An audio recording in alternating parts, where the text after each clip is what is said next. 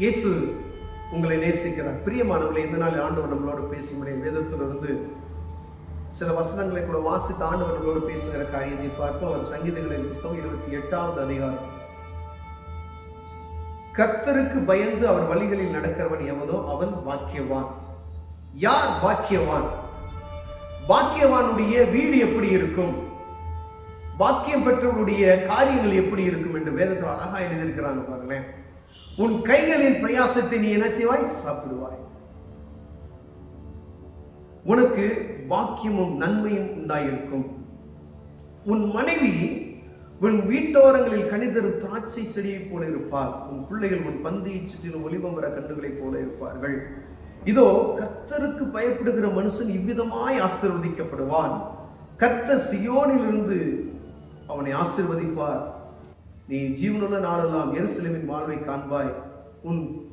நீ உன் பிள்ளைகளின் பிள்ளைகளையும் நீ இஸ்ரவேலுக்கு உண்டாகும் சமாதானத்தையும் காண்பாய்.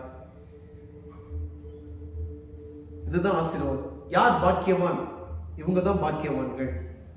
உலகத்துல கோடி கோடியா பணம் வச்சுட்டு எந்த நன்மையும் அனுபவிக்காமல் போகிறவன் பாக்கியவான் கிடையாது.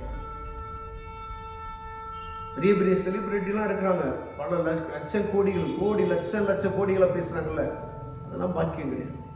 வேதம் தெளிவாய் சொல்லுகிறது, உன் கைகளின் பிரயாசத்தை நீ சாப்பிடுவாய். நீங்க உழைச்சு சம்பாதிக்கிறீங்க பார்த்தீங்களா, அந்த காசை அதுல நீங்க சாப்பிடுவீங்க.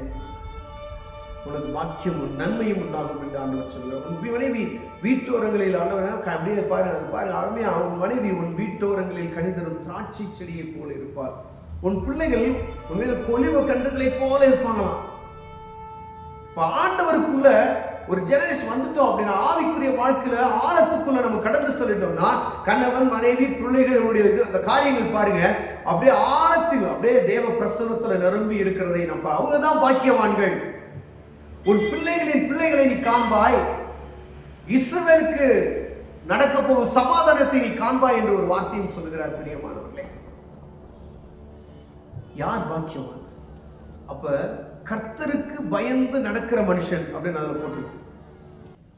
இதெல்லாம் இந்த ஆசீர்வாதம் வரணும் அப்படின்னா ஆண்டவருக்கு பயப்படுகிற பயம் எனக்குள்ளும் உங்களுக்குள்ளும் இருக்கிறதா என்று பார்க்க முடியும். ஆண்டவர் அழைக்கிறார். பிரியமானவர்களே, கர்த்தருடைய பயம் என்கிட்ட இருக்கா? பாருங்க, கர்த்தருக்கு பயந்து அவர் வழிகளில் நடக்கிறவன் எவனோ அவன் பாக்கியவான். அந்த பாக்கியவான் கர்த்தருக்கு பயப்படுவான், அவர் வழிகளில் தான் நடப்பான், அவன் தான் பாக்கியவான். உலகத்தில் இருக்கிற மனிதனுக்கு பயப்படுகிற பயம் கண்ணியை வருவிக்கும் என்று வேதம் சொல்லுகிறது.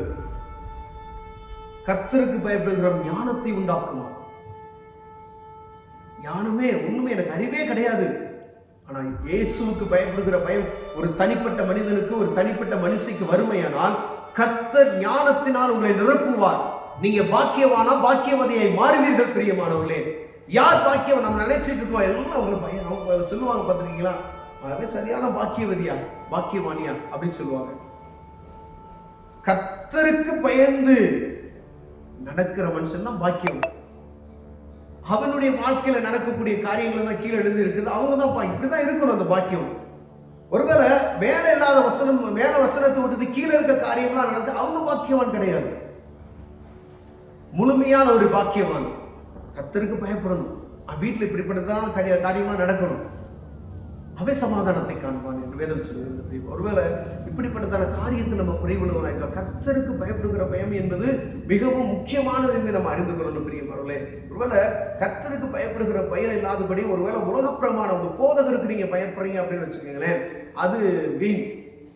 உங்க வீட்டில் இருக்க பேரண்ட்ஸை பார்த்து நீங்க பயப்படுறீங்கன்னு வச்சுக்கோங்க, அது வீண். இவங்களெல்லாம் காட்டிலும் நீ எங்க போனாலும் உங்களை வாட்ச் பண்றதுக்கு ஒருத்தர் இருக்க, அவர் பார்வைக்கு எதுவுமே மறைவா இல்லை அப்படின்னு சொல்லி வேதம் சொல்லுகிறது. அவருடைய கண்கள் பூமி எங்கும் உலாவிக் கொண்டு இருக்கிறதா. நீங்க ஓடவும் முடியாது, ஒளியவும் முடியாதுன்னு சொன்னாங்க பார்த்தீங்களா. நீங்க உலகத்துல இருக்கிற கம்ப்யூட்டரு, கேமரா இதை வச்சுதான் ஓடவும் முடியாது, ஒளியவும் முடியாதுன்னு சொன்னாங்க. ஆனா மேல இருந்து பாக்குறாரு பாருங்க, சகல உலகத்தையும் சிருஷ்டித்தவர், உலகம் முழுவதும் அனைத்தையும் அவருடைய பார்வைக்கு மறைவாய் ஒன்றுமே இல்லை, திறந்த வழியாய் இருக்கிறது என்று வேதம் சொல்லுகிறது. பிரியமுடைய அவர் பார்க்கிறார் என்ற உணர்வு எனக்குள்ளும் உங்களுக்குள்ளும் வறுமையானால், ஒரு தனிப்பட்ட மனிதனுக்குள் கடவுள் பயம், என்னை அவர் பார்க்கிறார், இந்த பாவத்தை என்னால் செய்ய முடியாதே.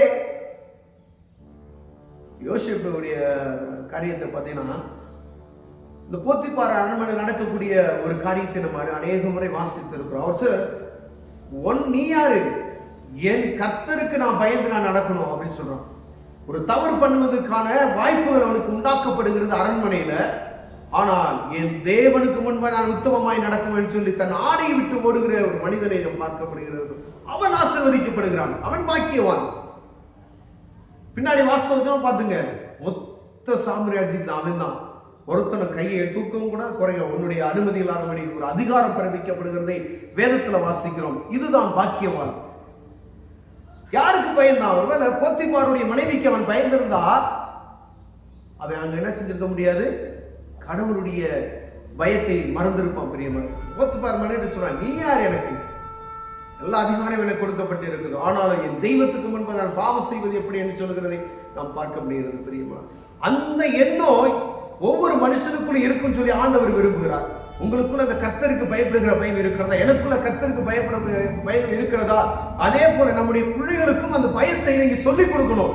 இது கர்த்தருக்கு பயப்படுகிற பயம் இப்படி அப்படின்னு சொல்லிக் கொடுக்கணும். இது பயம், இது பயம், இது ஆண்டவருக்கு விருப்பம் இல்லை, இதை செய்யாத நீங்க சொல்லுவீங்களானால் அவங்க இருதயத்தின் ஆழத்தில் அதை பதித்துக் கொள்வார்கள். பிரியமானவர்களே, அவர்கள் பாக்கியவான்களாய் பாக்கியவதிகளாய் மாறுவதற்கு வல்லமையுள்ளவராய் இருக்கிறார்கள். மாற்றுவதற்கு இப்படிப்பட்ட காரியத்தை நம்ம குறைச்சலூர்களாய் காணப்பட்டவங்கதான்.